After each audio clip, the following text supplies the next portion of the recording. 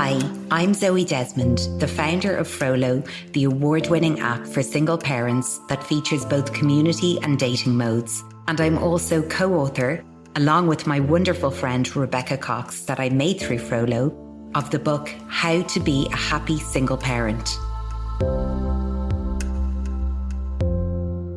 Hello and welcome to another episode of the Frolo podcast.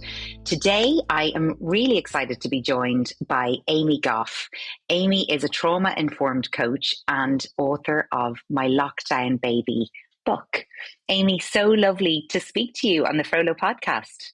Thank you for having me on here. I feel honoured to be a part of this. I'm really looking forward to chatting to you. I've been keeping an eye on your Instagram page, which pops up often, and you've managed to get a really loyal following, which I'm assuming is mostly single parents, because a lot of the content that you put out there is really helpful, really valuable to single parents. So I'd love to get into that in a little bit, but maybe, as I always do, starting at your single parent story and your journey, it would be really great to hear from you, where your single parent journey began.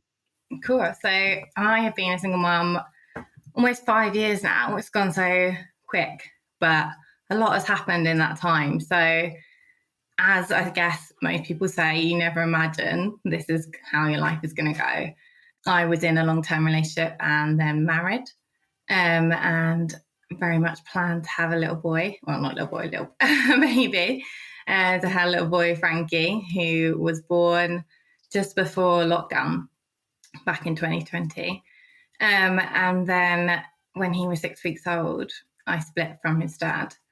So it was all very traumatic because it was lockdown and had a newborn baby, and there was so much to navigate in that time, and I just felt so much shame and embarrassment that this had happened to me. Like, I was like, how have I become a single mum? How am I going to do this? I don't even know what I'm doing as a mum yet, let alone doing it on my own with this tiny little baby. And he wasn't an easy baby. He suffered really badly with reflux, which was difficult. And there wasn't much support at the time because it was lockdown. So I kind of felt like I was doing something wrong. I was like, why is my baby not settling? Thankfully, I'd done like the NCT classes, or I had some like WhatsApp support and things like that. But it just seemed like it wasn't getting any easier. And it was like, I don't know what I'm doing. I was scared and alone and just trying to figure it all out. But I think the fact that it was lockdown helped because I didn't have to tell everybody what had happened.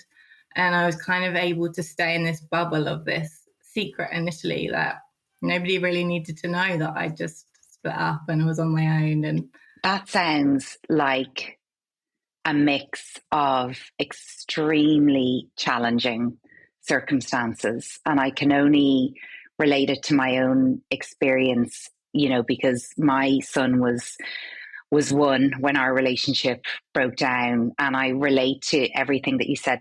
My son didn't have reflux, so I didn't have that, but I relate to the other emotions that you were going through and trying to navigate your way as a new mom, trying to still figure out all of that, and then the navigating a relationship breaking down and everything, but dealing with it being a 6-week-old baby and lockdown sounds very difficult. So my heart goes out to you that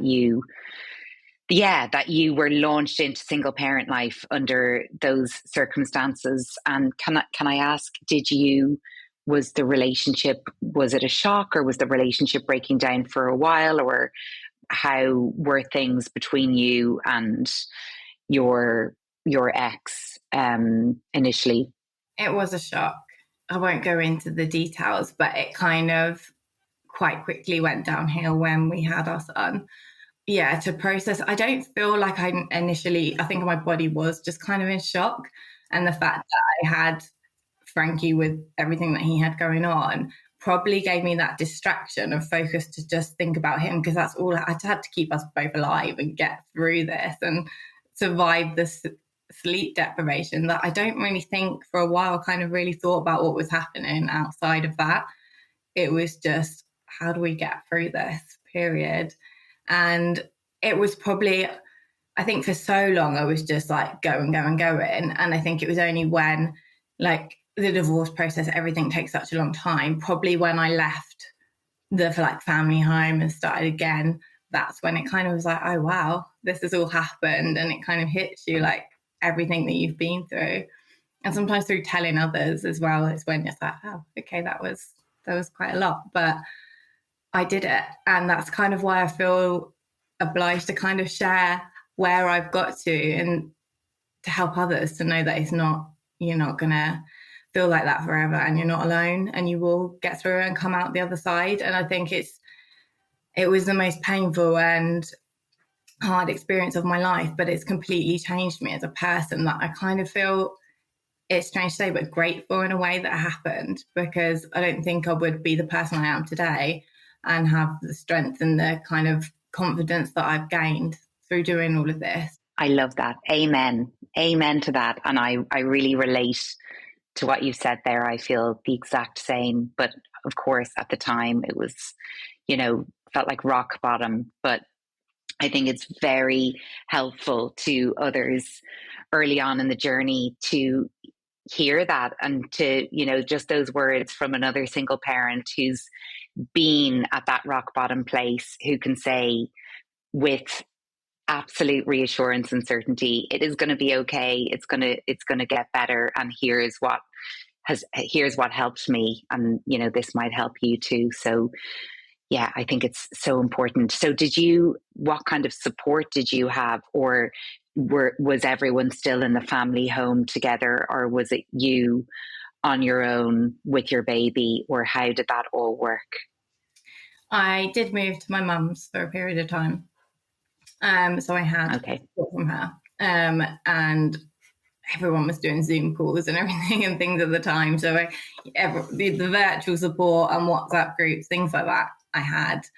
But it still felt very isolating. Like nobody understands what you're going through other than anyone who's gone through it. And at that time, I didn't know anybody else as a single parent. And I hadn't set up the Instagram back then.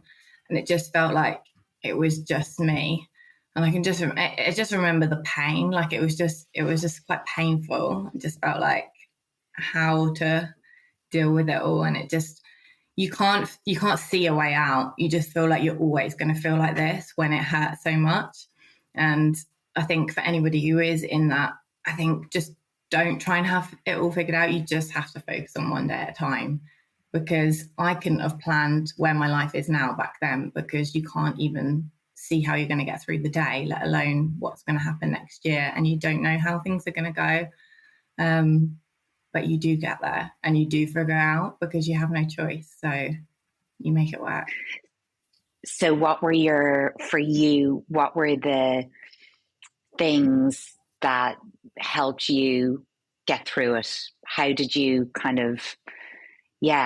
get through that time? Was it, when did you decide to write your book, My Lockdown Baby? Was there, what were the things that kind of were able to pull you out of despair? I kind of wrote that by accident. I wrote it on the notes on my phone one time, and I can't even remember exactly when I wrote it. And then I looked back one day when obviously things must have got a bit easier, and I was like, oh, that's okay. And I think I shared it with a few people, and they were like, you should make that into a book. And then I spoke to, it was like a friend of a friend who did illustrations, and she kind of put it together how I wanted, because the imagery is around kangaroos, because Frankie was very much attached to me 24/7 as a baby. Still kind of is.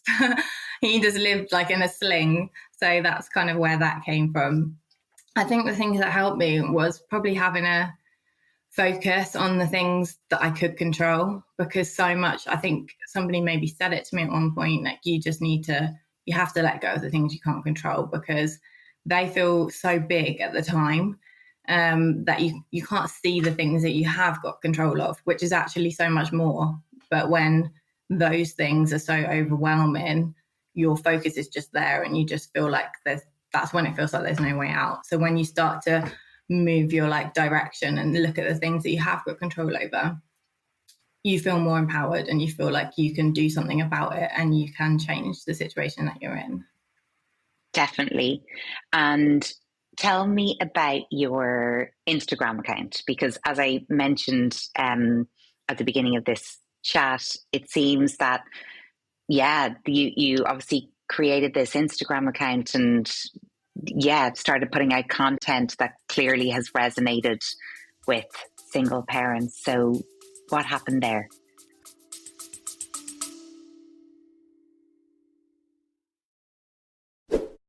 The following is a paid advertisement from BetterHelp. I want to talk about mental health for a minute. Being a single parent comes with its highs and lows, and as single parents, it's so important to make sure we look after ourselves in the process. That's why I'm excited to introduce you to BetterHelp, the online therapy service that's here to support you every step of the way. With BetterHelp, you can connect with registered therapists from the comfort of your own home. Whether you're feeling overwhelmed, stressed, or just need someone to talk to, they're here to help. Plus, as a Frolo member, you get an exclusive 25% off your first month. Just visit betterhelp.com/Frolo. That's betterhelp.com/Frolo.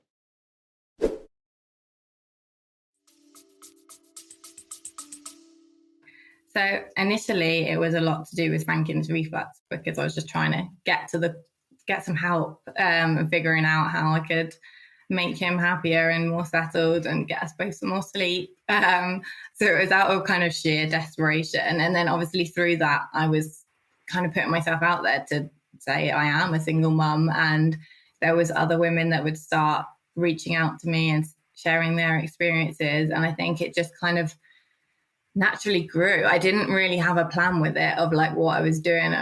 It just happened. And the fact that there was others that were saying like I was helping them by just sharing my experiences and knowing they're not alone, it just felt this was kind of something that I just wanted to continue doing.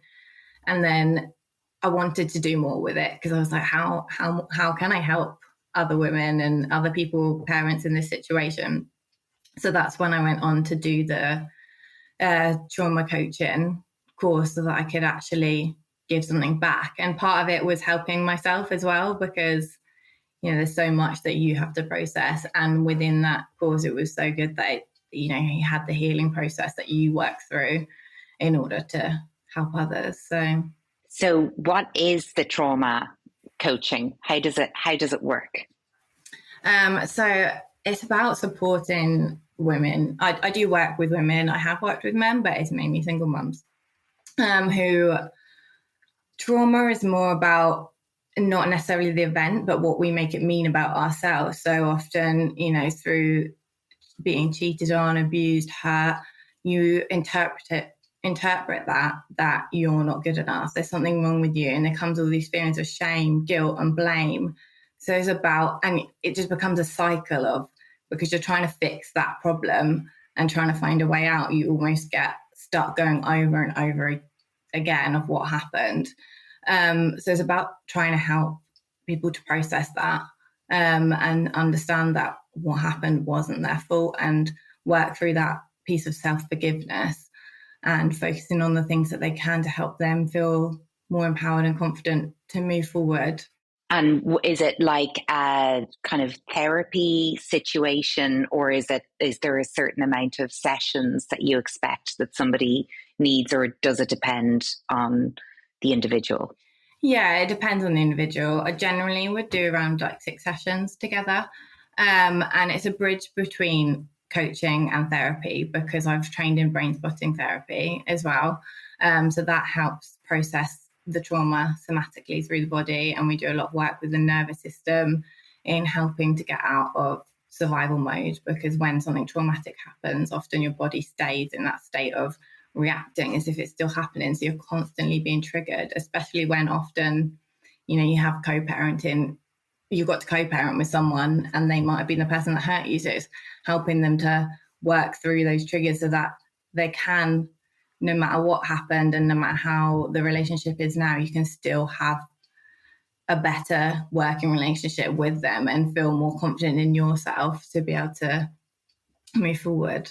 Yeah, because that's so valuable for people, because I know that there are a lot of people, and I've witnessed this firsthand, where an email might pop in or a text might pop up from the co-parent or the other parent, whatever you want to call it, but this response of fight or flight, kicking into fight or flight and panic mode of, oh, what's it going to say, so I think having ways to sort of bring down the nervous system so that doesn't, those trauma responses, don't, because it must be so damaging for people going into that state of panic, when they're dealing with, say, if it's related to feelings that come up when dealing with, a co-parent. So are there any tips and tricks for anyone listening who can relate to that, on how they can try and navigate, stressful feelings and emotions that are coming up in day-to-day life while navigating co-parenting? I think, first of all, it's having that awareness and that understanding of what the things are that are triggering you, because if you don't know what it is, it's how do you control those and work through them. So perhaps writing yourself a list of when you're getting triggered, what's happening, and understanding how your body's reacting to that. So whether you're noticing your heart racing, if you're shaking, feelings of sickness. So the things that you can start to notice, if there's any patterns around that, just to write those down. And then you can start to think about, what could I do before that's about to happen, during that, and afterwards, what are the things that I can do to control that situation? Because you can't control when you get a message, you can't control when some things that are going to happen, but you can control how you're going to feel and what the things that you could put in place. So a simple technique, which it sounds silly, but it's really powerful, is just focusing on your breathing. Because when you are going through a survival response, your breath becomes so much faster. So just simply slowing down your breathing and focusing on that just for 2 minutes can help bring you back more into the present. And cold water has a really big impact because of the shock that it has on the body, what happens when you react to a triggering event, but then your body realizes it's safe. So if you put, you may not be able to splash your face with cold water at any given moment, but if you could just put your wrists under some cold water, or even just drinking an ice cold drink, those things can help bring your body back into the present. Wow. I'd never heard of the cold water one before. I know that obviously the cold water benefits, but for that kind of stress response. So yeah, mental note, find the nearest ice bath to jump into before hitting respond. Yeah. Because your body is reacting as if it's in danger. So when you put your hands, or however you do it, with the cold water, it's the same thing as initially it thinks, oh, it's in danger, and then it realizes that it's safe. And that's the kind of thing that you're trying to teach your body, that when you get that text, your body's responding as if it's in danger, but it's not. So it's about teaching it that it's safe, and different things can work for different people. So getting outside, going for a walk, listening to music, something that makes you feel safe. Sometimes when I'm working with people, we might put together a kind of safety box, which evokes all your different senses that you can use for those times where you just feel completely offline, because the logical side of your brain kind of switches off and the emotions just take over. So it's just trying to bring yourself back into the present moment. I love the idea of a safety box, and I assume that different things work better for different people as well. So I think that's really powerful, actually, to be able to figure out what it is that are the go-to things for you that you can just use when the time comes. But yeah, the cold water one is definitely one that I'm going to try. That sounds like a yeah, like a a good way to break the shock with the shock of cold water instead. And what about you? What are your personal go-to things? How do you navigate, stressful situations? And what are your, how do you, as a single mom, make sure that you're prioritizing your self-care and your own well-being? I think the thing that actually helped me a lot at the start, which I didn't realize, was music. Because I think when you're on your own, you can get really lost in your own thoughts because there's only you to listen to, really, isn't there? So listening to just music and just having that kind of distraction helped. And podcasts, I recommend this one. But yeah, that really helped as well, to have that kind of guidance outside of your head. I think those are the two things that really helped me. I love going for a walk. Obviously, that was all you could really do in lockdown, but that's something that I still enjoy now. And I just think just getting outside, especially if you've been in the house all day and it feels overwhelming, just getting outside just makes such a difference. But I think now that I am in a better place, I am able to prioritize me, and I recognize that the benefits of doing that are benefiting my son. Like, I can't be the best mum without being the best version of me. So I have, started exercising more, eating better. None of these things I was doing at the time. Just, doing things that kind of make me happy as well, and taking that time. I am a very busy person. That's just who I am. But I also recognize that sometimes I need to stop and just have a break. And that's okay, because that helps you to be able to keep going. Absolutely. And I think that is such an important message for single parents, whereas I think there might be an automatic kind of,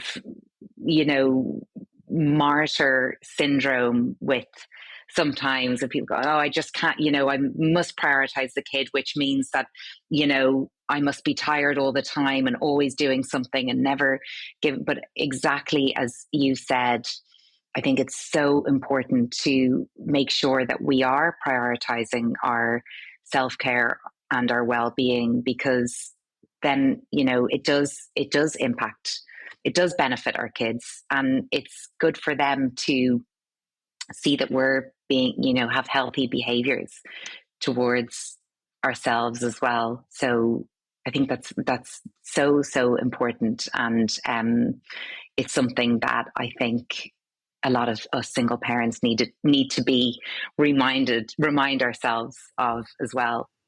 Yeah, definitely. And they learn through us. So if they don't see us taking that break and prioritizing that, then they're never going to see that as important. And I think that's the kind of thing I think about, like, what am I teaching my son? Yeah, exactly.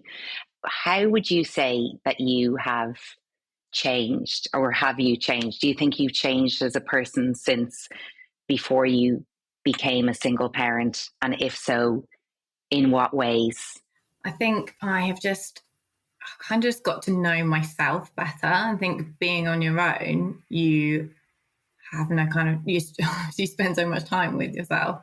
I feel so much more confident in being able to make decisions and trust in my own instinct and knowing what I want and setting boundaries with people and knowing that these things are not selfish. I think that's probably what I would have struggled with before, is thinking that I had to people please and do everything to make everyone else happy rather than myself. And it was like this self-sacrifice situation. Whereas now I recognize that that doesn't benefit anyone. And then you have this internal resentment because you're not living your life how you want to, just trying to please everyone else and do things for them. Whereas now I feel so much more confident to do things that make me happy. I'm still that same person. I care deeply about others, but it's having that balance of putting those boundaries in place and being okay to say no to certain things. Yeah, such an important way to approach life. And what are your least favorite things about being a single parent, and your favorite things? Are there certain things that jump into your mind when I ask that? My least favorite things is not being involved in like my son's life all the time. That was the hardest adjustment for me, because I struggled with feeling like, does that make me less of a mum that I'm not with my child 24/7 and I don't know aspects of his life? But in saying that, and when I do get the break now, I can see the benefits for me, and I can see how it can benefit our life together, because I can be a better mum, because I can do things for me and give us a better life. And I can't imagine not being a single mum now. I can't imagine. I've actually enjoyed doing it on my own and not having anyone else to kind of make those decisions with, and just doing parenting how I want. That the bond that we have is so special. I can't imagine it any other way. So I feel so proud to be a single mum. I'm happy. I love that. Yeah, I love that. And I completely believe you as well, because I relate to it myself. It is amazing. And what you said about that feeling of guilt of, am I not, I've experienced the same. Am I not able to be a proper, full 100% mom because my son is with his dad 50% of the time? But as you've mentioned, it just means that I can really focus on, making sure that the time that I don't have him, I'm using that time in the best possible way, whether it's to go out and have fun, to work, to, catch up on rest, to whatever it is. But it helps me be back in the room and switched on and, ready to kind of give it my everything when he's back on my watch. And I've grown so accustomed to it, and I couldn't really imagine it any other way. So if there is someone listening, Amy, final question, if there's someone listening who really needs some words of reassurance, they are, a new baby, say, just like you were during lockdown, dealing with challenging circumstances, and they're in a really dark, difficult place. What would your advice to them be? What are the things that they can focus on in the short term to kind of get themselves out of that difficult place? Took me back to myself like 5 years ago, and I was just imagining her and wanting to just give her a hug. But I would say, like, I promise it gets better, and you're not alone. I know it feels like that right now, but you're not. There's a community of single parents that have been where you are and are feeling like you are right now. And I promise, as lonely as you feel, you're not. So reach out for support if you are feeling like that. If you are feeling like you can't cope right now, please don't keep it to yourself. Like, there are so many people that will be able to support you and help get you through this. Just take it one day at a time. And if you are dealing with a situation where they're co-parenting with someone slightly aggressive or anything like that, remember, it's not about you. The things that they're doing it's not because of you. You haven't done anything wrong that they're projecting onto you right now. So just focus on you, focus on your child, focus on the things that you can control, and it will get better, I promise. Amazing. Thank you. So, Amy, where can people find you? Where can people find you on socials, and how can people find you to work with you? So Instagram. So my username is amy.goff. And through there, I've got a link if people wanted to book in a call. It's all in the bio on my Instagram.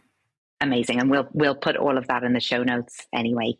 to make it easy for people to find you. But Amy, thank you so much for our chat today, and yeah, respect and congratulations for, you know, your journey since lockdown, since 2020, being, you know, getting yourself from that place to this place where you're actually, you know, feeling really, you know, proud to be a single mom, where you wouldn't actually want it any other way, as you've said. And you're also helping people on their own single parent journeys and with their own trauma to be, you know, to be able to live a, you know, happy life. So it's a really amazing way to turn your pain into purpose. So yeah, respect.